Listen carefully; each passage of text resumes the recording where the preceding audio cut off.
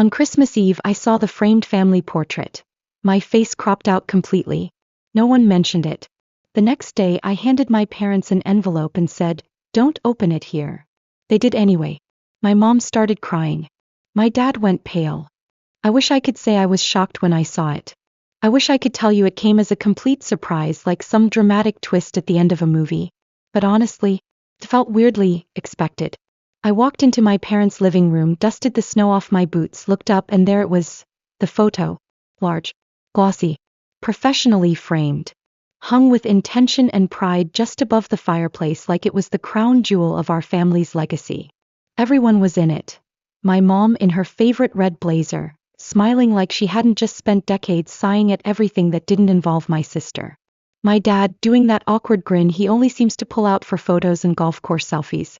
And my sister, of course, front and center, wearing some beige turtleneck that probably cost more than my rent, with that fake candid pose she does where it looks like she's laughing at something charming and wholesome.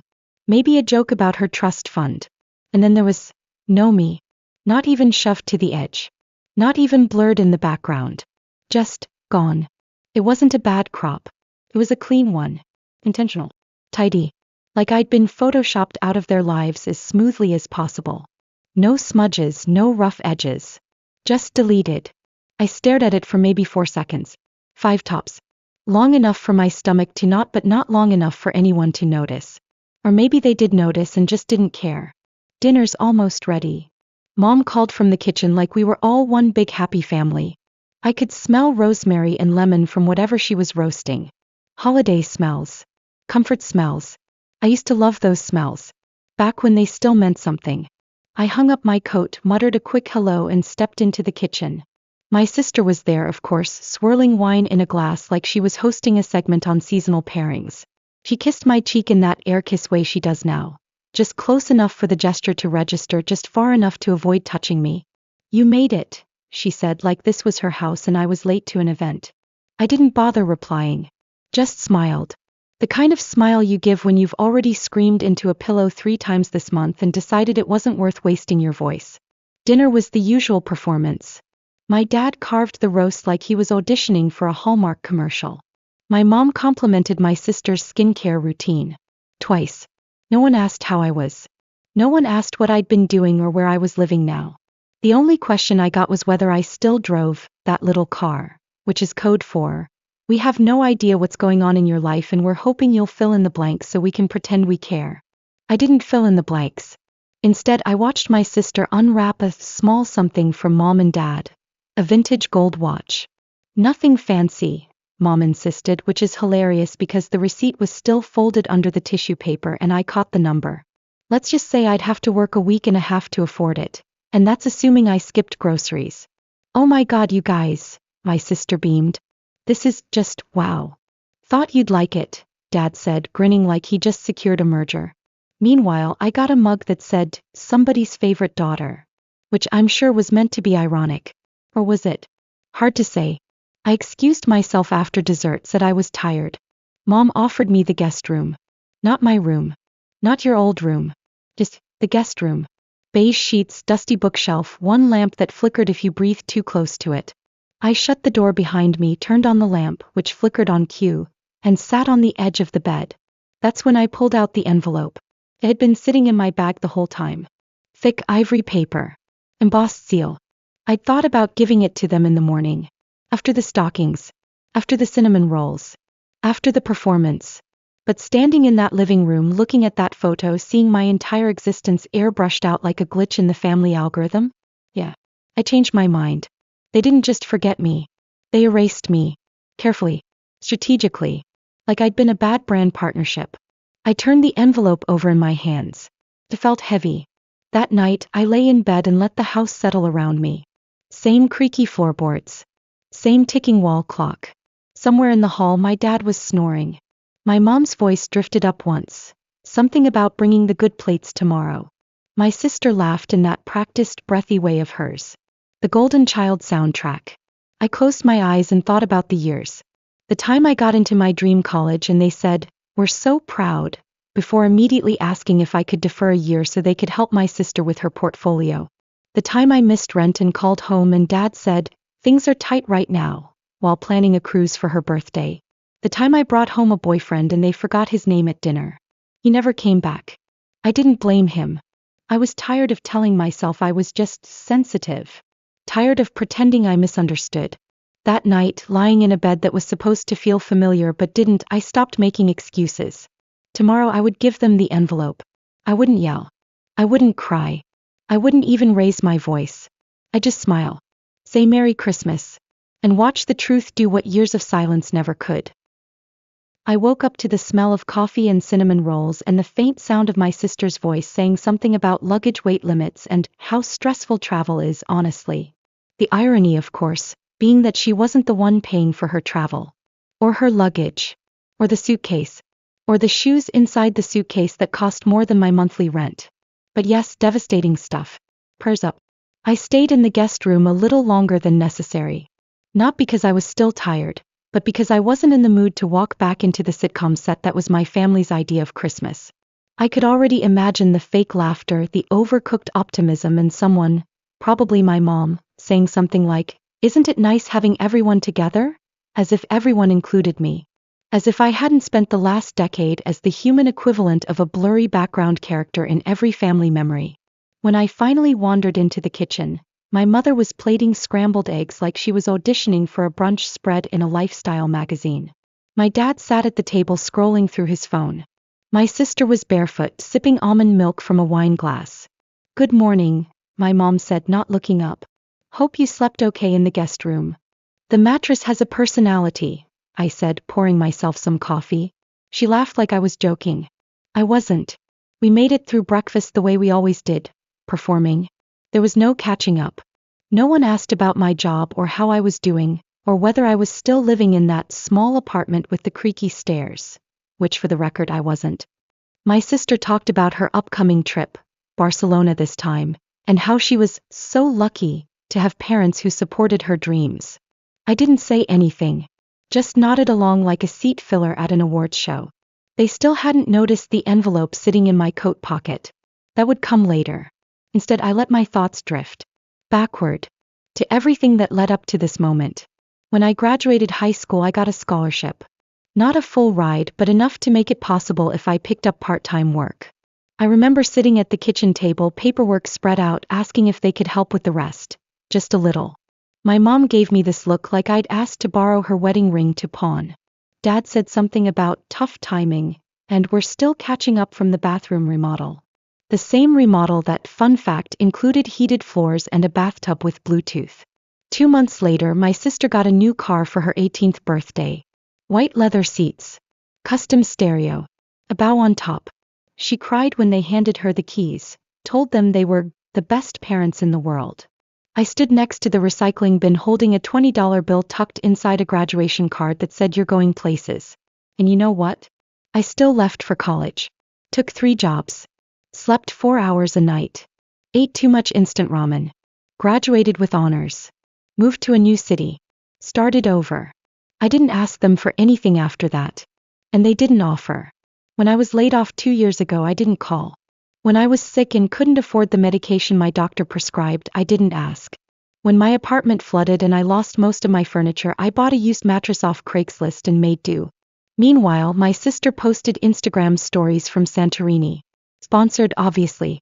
I used to wonder if maybe it was me. Maybe I was just harder to love. More reserved. Less shiny. Maybe I should have joined a sorority, smiled more, worn more beige.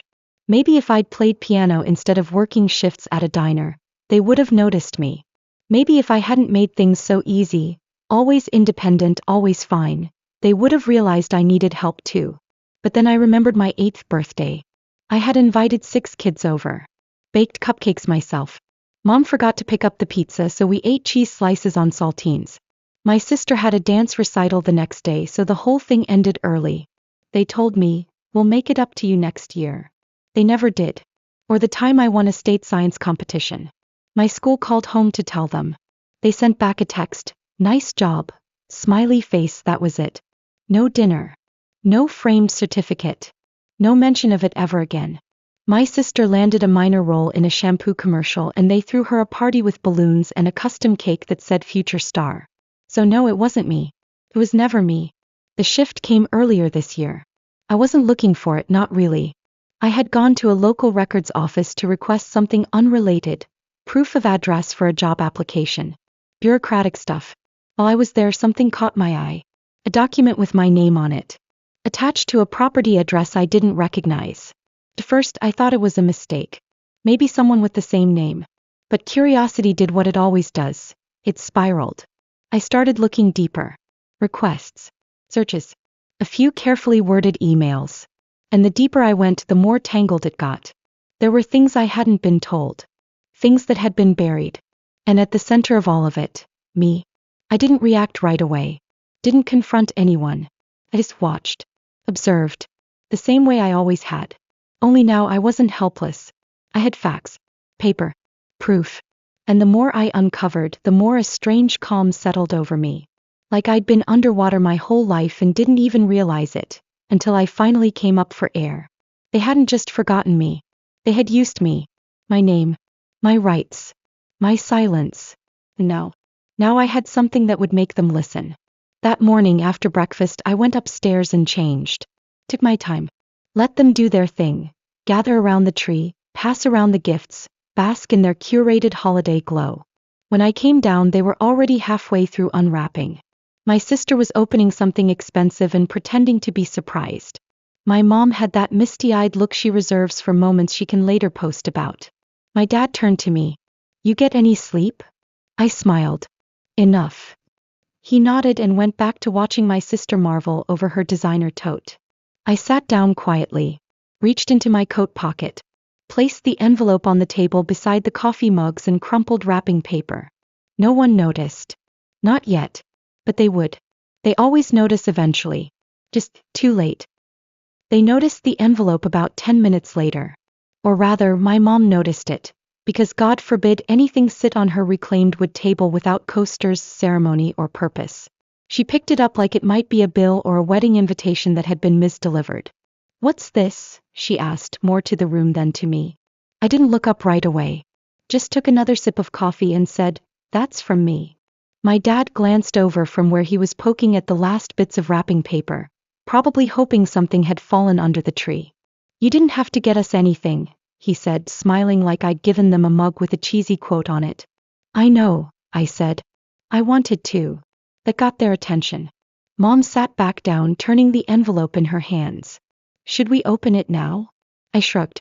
"You can. But I'd rather you didn't." So obviously they opened it. Dad leaned over her shoulder as she broke the seal, and for a few seconds, it was just the sound of paper sliding free, the quiet crinkle of shifting pages. I watched my sister fold the handles of her new designer tote just so, like it was a newborn she'd just named after a French city. Then the silence changed. It thickened. I didn't even have to look up. I could feel it. Something between realization and nausea. Like the exact moment you realize the milk in your coffee is sour. Right after you've swallowed. My dad let out a breath through his nose. My mom's eyes were scanning faster now, flipping to the second page, the third, like she could outrun what she was reading. My sister looked over. "What is it?" They didn't answer. She tried again, a little louder. "What's going on?" Still nothing. That was my cue. "I figured it was time you knew," I said, standing up slowly. "Merry Christmas." "What is this?" my mom finally asked. Her voice was quiet, flat. Not angry. Not confused. Just blank. "That," I said, "is a copy of Grandpa's will." She blinked. "I've seen his will. We handled the estate." "No," I said. "You handled what you told me was the estate. You never showed me the full will. Just said he left a few keepsakes and some cash that went toward funeral expenses." He stared at me, blinking too much. "That version didn't mention the rental property in Old Briar," I continued. "Probably because you were already collecting rent from it by then." My dad dropped the papers on the table like they'd burned him. "Where did you get this?" "Oh, I said, public records, title searches, tax filings, archived emails. A couple phone calls. A very patient lawyer." My sister finally stood up. "Wait, what rental property?" "The one by the park." I turned to her. "The one you used for that photo shoot last year?" "Yeah. That one." Her mouth opened but nothing came out. My mom finally found her voice again. Sweetheart, this isn't what it looks like. I smiled. That's funny because it looks like you used my name, my inheritance, and my legal rights to fund your lifestyle while telling me there was nothing left for me. It wasn't like that, she said too quickly. It was complicated. It wasn't, I replied. The will is extremely clear. The house was left to me. Sole beneficiary. Full title transferred. Which means all that rent you've been collecting. Technically stolen. And the renovations? Unauthorized. My dad rubbed his temples like this conversation was giving him a migraine. I hoped it was. I knew you wouldn't understand, he muttered. You're always so dramatic. That got a laugh out of me. Right. I'm dramatic. You edited me out of a family portrait and committed inheritance fraud, but sure, let's blame my tone. My sister looked genuinely confused now, like someone had pulled the rug out from under her and she still hadn't hit the floor. But that house paid for my tuition. I know, I said. And the car. And the Mexico trip. And probably a few handbags along the way. That's not fair, she snapped. You didn't need it. You were always the independent one. You never asked for help. Because I was told there was nothing to ask for, I said. You made sure of that. My mom's voice shifted into soft, careful territory, the same tone she used when trying to return something at a boutique without a receipt. We didn't think you'd want the responsibility. You were busy. You were always so far away. I was far away, I said, because you made it very clear I wasn't welcome here. Dad pushed back his chair. You need to calm down. And you, I said turning to him, need a lawyer. He froze. I'm not suing, I added, yet. But I've officially reclaimed ownership of the property. The tenants have been notified. Rent payments will now go to me. Your access to the house is revoked. My mom looked like she might cry. But that house was our income. We depended on that. I tilted my head. Then maybe you shouldn't have stolen it. We're family, she whispered. No, I said, you're people I used to be related to. There's a difference. My sister crossed her arms. You think this makes you better than us? No, I said. Just not beneath you anymore. The silence that followed wasn't peaceful. It was loaded. Dense. The kind of silence that makes your ears ring a little. No one moved. No one breathed. My dad stared at the envelope like it might explode. My mom's face had gone slack. My sister looked like she was waiting for someone to pinch her awake. I picked up my coat. Wait, my mom said standing. Can't we at least talk about this? You just did, I said. For years. Every time you made a decision without me. Every time you left me out. Every time you told me I'd understand someday. Dad's jaw was tight. If you leave now, don't bother coming back. I paused at the door. Turned to look at them one last time. I think that's the first thing we've agreed on. And then I left. The air outside was sharp, cold, but clean. It hit my lungs like a reminder that I was still here, still standing, still real. I slid behind the wheel of my car, let the engine hum to life and drove. I didn't cry. I didn't smile. I just breathed. Because sometimes the most powerful thing you can say is nothing at all. And sometimes the loudest scream is walking away. 3 weeks passed before the first message came through. It was from my mom. Short, polite, polished like she'd rewritten it 5 times and still wasn't sure it would land. Hi sweetheart. We've been talking and we think there's been a misunderstanding. Can we chat sometime this week? Hope you're well. Love you. No punctuation at the end. Just, love you, hanging there awkwardly like a coat on the wrong hook. I didn't respond. 2 days later, another one. Please don't let this one thing ruin everything. Your sister is very upset. Dad's trying to stay calm, but you know how he gets when he feels blindsided. Yes. When he feels blindsided. Not when he commits fraud. Not when he lies to his daughter for years. No. Feels blindsided. Poor guy. So I said nothing. Then came a voicemail from my dad. I didn't listen to it. I just stared at the notification and deleted it. The last time he called me kiddo, it was when I offered to help him set up his retirement account and he said, let's leave the money stuff to people who understand it. Right. Like him. Then came the email from my sister. You really think this makes you the winner? Fine. Take the house. But don't come crying back when you realize money doesn't buy family. Followed by another message a day later. Mom and Dad are really stressed. They're talking about selling the condo. that's what you wanted, congrats. That one I read twice. Not because I felt bad, but because I wanted to make sure I understood just how much the loss of my property was unraveling the family finances. Turns out the house had been the backbone of everything. Rent from 3 units. Covered their mortgage, their vacations, a chunk of my sister's education, and apparently even some cosmetic work my mom swore was just really good skincare. When I took it back, the whole machine sputtered. And I hadn't even started asking for back rent. Not yet. By spring, I started hearing whispers through mutual acquaintances. A neighbor mentioned my parents were trying to refinance their condo. Another said my dad had taken up consulting, which I knew meant cold calling old clients and hoping one of them still owed him a favor. My mom picked up weekend shifts at a boutique downtown, the kind of place where she used to shop. Now she rang up yoga pants for influencers and probably told herself it was temporary. My sister? Back living at home. The apartment in the city was too expensive. The clients dried up. Her art collective had disbanded or imploded. It was hard to tell which, and frankly I didn't care. The GoFundMe she launched for a new creative chapter raised a grand total of $83. 2 of those dollars were from my ex-boyfriend. I don't know why that detail made me laugh, but it did. Meanwhile, I fixed up the house. My house. It was dusty at first. A little unloved. But solid. I hired a contractor to touch up the paint, replace the old windows. I cleared out the furniture my parents had stored there and donated most of it. Kept one chair. A navy blue armchair that I vaguely remembered from my childhood. The only piece that didn't feel like it came with strings attached. The tenants were kind. One of them left me a thank you note after I lowered their rent by $50. Said I was the first landlord who treated them like a human being.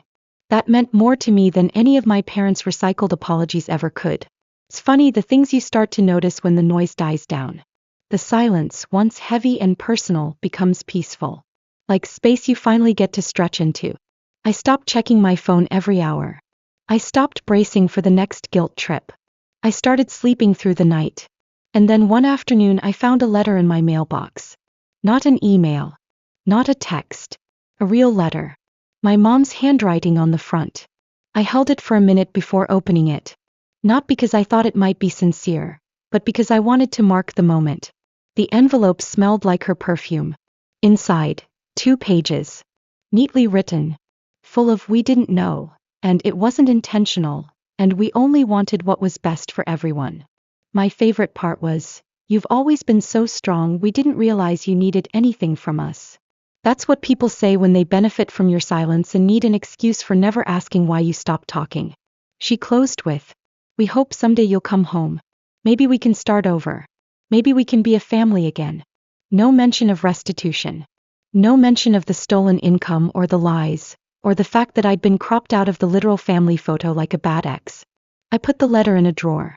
Didn't throw it out. Didn't answer either. That was the last time she reached out directly. 3 years later, I bumped into my old neighbor at a bookstore. She asked if I was still managing that property, and I smiled. Said yes. She hesitated for a beat before saying, "I hear your parents had a rough time of it." I said nothing. She nodded. "Well, you look happy. That's good." And I am. I still live in the house now. Not because I need to. Not out of spite. But because it's peaceful. It's mine. I wake up to birds and sunlight instead of footsteps outside my bedroom door and passive-aggressive remarks about how I never call anymore. I rebuilt the backyard garden. Repainted the front steps. The windowsills are full of plants that thrive on sunlight and low expectations. There's a photo on my mantle now.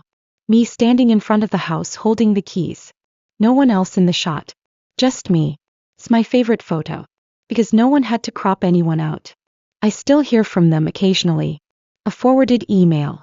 A message through a cousin. Once a Christmas card that just said, "Thinking of you. Hope you're well." No return address. I didn't reply. And the funny thing is, I'm not angry anymore. I'm not waiting for closure. Or justice. Or even an apology. I already have what they never gave me. My name on something permanent. My place in the world. My own story. I used to believe that if I just tried hard enough, just earned it, maybe one day they'd love me the way they loved her. But love, the kind that matters, isn't something you have to earn. Something you give freely. And what they gave me was conditional. What I gave myself was everything else. So no, I don't miss them. I don't replay the conversations. I don't imagine dramatic reunions. I don't dream about some perfect apology that sets everything right. As I already set it right. The life I have now didn't come with a bow or a blessing. Came from doing the hard thing. From walking away. And that, as it turns out, was the only gift I ever needed.